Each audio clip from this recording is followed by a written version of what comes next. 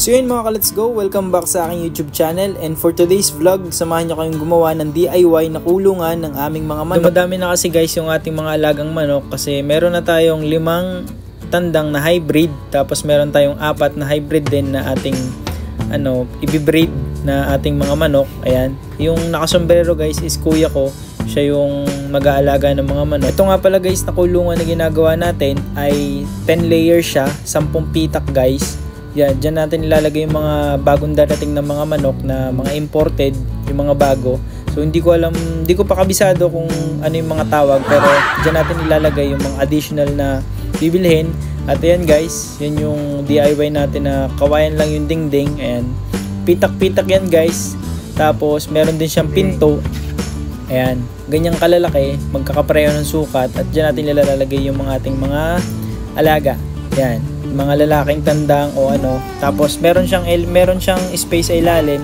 Then yung patakan ng kanyang mga dumi. Yan, dyan yung mga ipot. At meron din siyang parang drawer para malilinis everyday yung mga ipot nila para hindi na mamaho. Ganyan meron din sa ilalim guys. Sa ngayon guys, wala akong idea sa pagmamanok. So tumutulong na lang tayo sa kapatid natin na pagpapagawa ng mga ganyang kulungan. Pero yung kapatid ko talaga, siya yung talagang may kabisado ng mga alaga, mga tawag, kung ano yung mga masama, ano yung pwede, and ano yung paano yung pagbibreed, paano yung breeding season, ayan.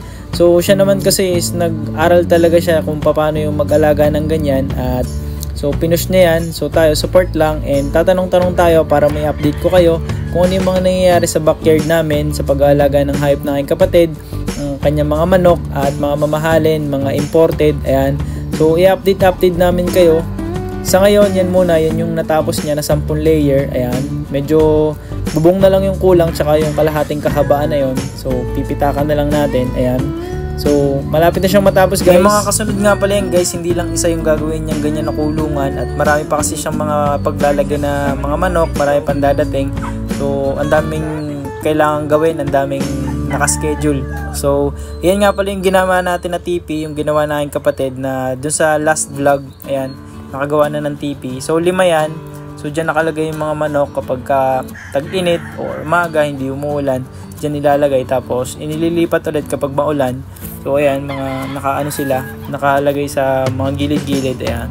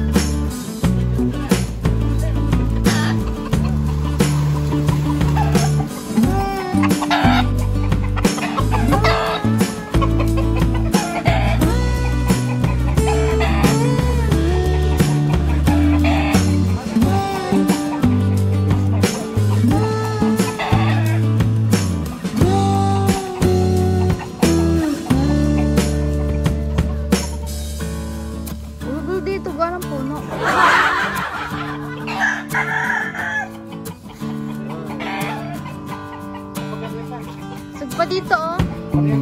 Gawa ng puno.